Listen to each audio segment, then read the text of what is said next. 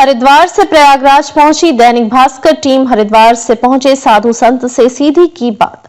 महाकुंभ नगर उत्तर प्रदेश से प्रदीप सिंह की रिपोर्ट। इन दिनों उत्तर प्रदेश के संगम तट पर लगने जा रहे महाकुंभ 2025 का डंका पूरे विश्व में बज रहा है। देश के कोने कोने से श्रद्धालु और अखाड़ों का प्रवेश शुरू हो चुका है। सरकार पूरी तरह उच्च स्तरीय स्वास्थ्य के लिए प्रयासरत है। व्यवस्थाओं को लेकर हरिद्वार से महाकुंभ पहुंचे कुछ संतों ने सवाल भी खड़े किए। देखिए दैनिक भास्कर संवाददाता प्रदीप सिंह की रिपोर्ट।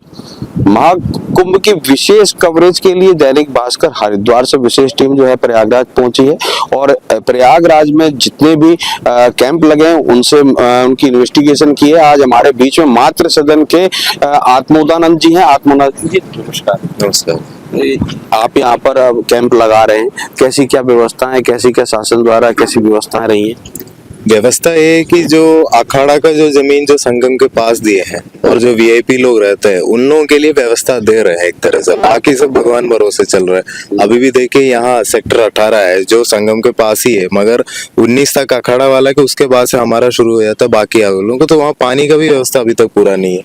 3 दिन पहले की बात है, अपने ही कैंप की बात है, बगल का पानी का पूरा नल का जो 4 इंची का चौड़ा रहता है वो पूरा खुल के पूरा जगह फ्लड हो गया था।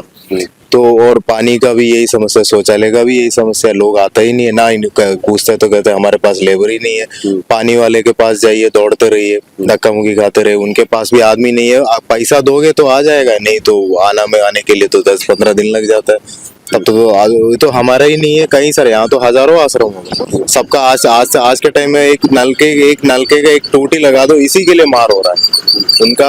वैसे तो 20-25 बनना है, मगर एक नलके के लिए भी लोग वहां जाके क्या क्या करना पड़ रहा है वो देखेंगे तो पता लगेगा। अच्छा, तो अब मेला अधिकारी हैं और इनके संज्ञान में ये मामला, ये समस्याएं जो हैं वो आपकी तरफ से या किसी और पक्ष की तरफ से दी गई है? हम लोग ये तो यहाँ का सेक्टर ऑफिस में सब जगह जाके ये बात बता रहे हैं। अब अंदर से तो वो लोग समझ ऑफिशियली तो कहना नहीं चाह रहे, मगर वो लोग भी यही कर रहे कि इस बार कुंभ ऐसा महसूस हो रहा है कि कुंभ को ठेकेदार के हवाले में दिया गया है। ठेकेदार का जो नेताओं के साथ जो कनेक्शन है उन्हीं का है, वो अधिकारी का भी नहीं सुनता है। हमारे सामने अधिकारी बैठ के फोन लगाते, उनका फोन तक नहीं उठाते। इस कदर का काम का वो चल रहा है यहाँ पर। अब अधिकारी तो ठीक है, वो लोग अधिकारी आता है अपना वीआईपी क्षेत्र में, अपना मेला अधिकारी वीआईपी क्षेत्र घूम लिया, एडीएम वीआईपी क्षेत्र घूम लिया, जाता है। मिलता भी उन्हीं लोगों से, वीआईपी से ही मिलता है। जैसा हमारे यहाँ कम से कम 500 कल्पवासी रहते हैं, तब में रहते हैं, तब करते हैं यहाँ रह के। उनके लिए कुछ व्यवस्था के लिए हम अगर वहां जाए तो ये लोग मिलने के लिए तैयार नहीं है। ये लोग मिलेगा जो अखाड़ा का महामंडलेश्वर जाएगा या अखाड़ा कोई मिनिस्टर की तरह से, कोई सेक्रेटरी की तरह से कोई सिफारिश लेगा, उनसे तो मिल लेंगे। हम अपना बात अगर रखेगा तो सुनने के लिए भी ये लोग तैयार नहीं रहते। मतलब कहीं ना कहीं महामंडलेश्वर और बाकी लोगों के बीच में कहीं ना कहीं पक्षपात या भेदभाव देखने में आ रहा है। जी, दूसरा चीज एक और है कि जो विश्व हिंदू परिषद के लिए इतना बड़ा जमीन दिया गया है, तो पहले तो यहाँ से बीजेपी आने से पहले इतना ज्यादा तादाद पे जमीन नहीं दिया जाता। ठीक है, उन लोगों को प्रोग्राम करना है उस हिसाब से करना है।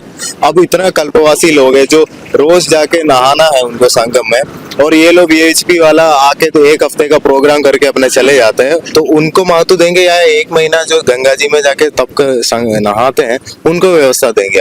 आप उनको तो पीछे ढकेल लिया, वीएचपी वाले को एकदम आगे दे दिया और इतना ज्यादा जमीन दे दिया। तो देखे लोग सब यही पूछ रहे कितना जमीन की आवश्यकता है उनको क्या है, क्योंकि मामूली सी लोग जो बूढ़ा बुजुर्ग है वो तो पैदल चल के संगम नहाने जाता है और ये लोग तो जाते ही नहीं है। अब तो इसलिए कि इन लोगों का मैंडेट ये क्या है कि किसको तरजीह दे रहे हैं?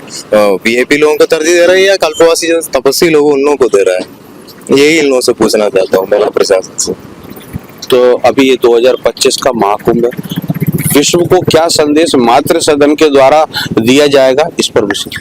कुंभ पर्व का महत्व ये है कि जो भी व्यक्ति कुंभ में भाग ले तो उनके अंदर अपने आप त्याग वैराग्य भावना जग जाए।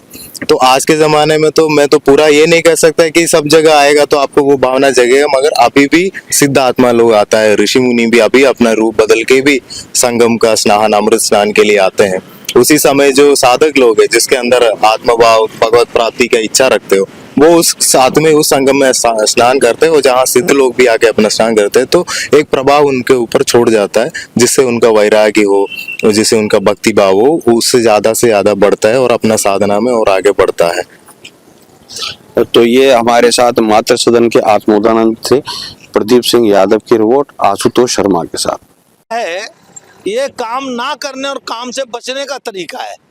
और अगर कोई महात्मा घेर भी लेता है, रात को भी देर अबेर मिल जाता है, तो है मेला अधिकारी, जो वर्तमान मेला अधिकारी है विजय किरण आनंद, यह अपनी गुंडई में उतर आता है। ये इसकी गुंडई की भाषा होती है और कहता है कि मुकदमे लिखा दूंगा, और ये पहले मुकदमे झूठे में लिखाया चुका है महात्माओं के खिलाफ। 2019 में इसने स्वयं मेरे खिलाफ 307 का मुकदमा लिखाया था, लेकिन जब सारे महात्मा एकजुट हो गए तो रातों रात इसने मुकदमा वापस लिया था। तो कोई महात्मा सुविधा के लिए आग्रह करता है, दुराग्रह करता है, तो उसको ये झूठे मुकदमे में फंसा